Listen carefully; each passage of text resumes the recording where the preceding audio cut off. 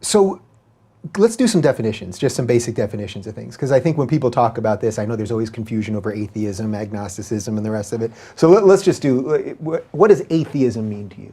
A lack of a theism. You don't have a belief in a theology. You don't have a belief in a deity. Yeah, and what does agnosticism mean to you? Well, agnosticism, I would ask an agnostic, what God do you believe in? And they're going to say, I don't have a belief in a God. Well, congratulations, you're an atheist too.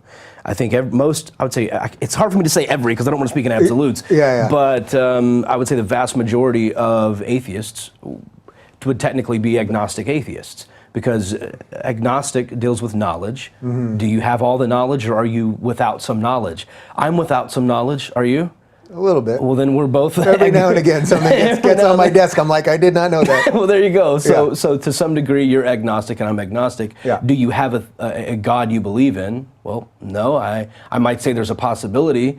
With enough evidence, I'm willing to believe anything. If there's enough evidence there, why not? We're always willing to change my mind. So, I mean, I'm an agnostic who says I don't know, but when it comes to theism, I don't have a theism I believe in. I'm atheist. I don't have one. Yeah, so an agnostic atheist, if someone said that's what Smalley is, you could accept that. Sure, right? It's just, it doesn't matter. Yeah, and I know your feelings on all the labels, and we're going to get to some of the political labels anyway. Sure, good. But the reason I mention this is because, so Peter Boghossian, has Pete been on your show? I have. Okay, so, oh right, Pete I think originally connected us. He connected us, yeah. Yeah, okay, so Pete's a great guy, and I think he basically takes that same approach to agnostic atheism. But I don't know if you happen to see this. So, I went off the grid for August, and when I did this video, when I came back, I did a live stream, and someone just, I was just reading questions. Questions were just live coming in, and someone asked me something about my atheism. Yes. And basically, I said that while I was away, and I had some time, I was working on my book, and I took a little time off, and I wasn't looking at computers and phones and all this stuff, that something hit me that I didn't feel that the word atheist was quite appropriate to me anymore. Not that I believe in some magical thing that I can't prove. I simply do not. I never have, and I don't. Mm-hmm. But that I did have moments of sort of peace over the course of this 30 days where I just had this feeling of there could be something else out there, and I don't want to rule that out. Now, I don't think that's any different from anything that you just said there in any way.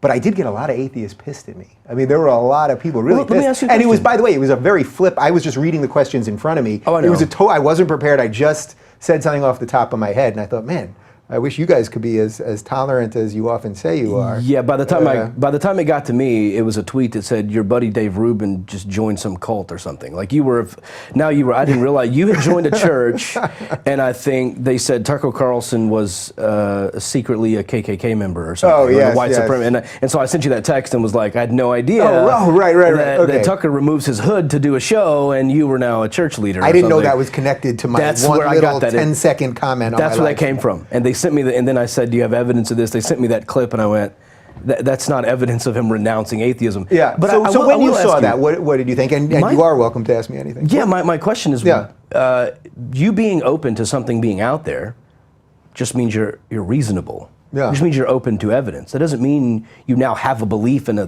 theism. Right. So you're still an atheist, so why wouldn't the word atheist still represent? So I think really what I was trying to say in that moment was that I think there's an association with the word. You know what I mean? I understand what the literal definition of atheist is, but I think that there's an association with the word that I don't know that I need that thrown onto me. We all get these labels thrown onto us all the time, and I think that can often shut down conversations, unfortunately, having nothing to do with what you actually really believe. Yeah. And I just felt that, let's put it this way, if somebody was doing a talk show and they wanted to bring on an atheist to really talk about atheism, I actually think you would be a much better advocate for that than I would be. And that's really all that I meant, that I'm just giving room for some other stuff to be out there. And I know, again, that's not in conflict with anything you've just said. I get that. I mean, when I meet someone for the first time, if it's my daughter's friends or someone in the community that I'm going to have to interact with, I'm a little hesitant at first. I just don't go, hey, I'm an atheist. I don't do that, but because I know how that can make them a little like, ugh. So I do let them get to know me, and if they ask me about church, I'll say we're not religious, or I'll throw something out there like that. Although out here in LA, it's way different than saying that in Texas. I don't know if you know. Yeah. Pretty religious over there. So, but I'll say that I'll tend to hold off sometimes. But a public figure like yourself, where people already knew that you don't have a God belief, I think more of us should embrace the term, and sort of help normalize it, so that it's not something that's a bad word. You know, so when my daughter's 13, when she's 17 and tries to get a job at Jack in the Box, and they're asking her questions, and she mentions she's an atheist, I want it to be a big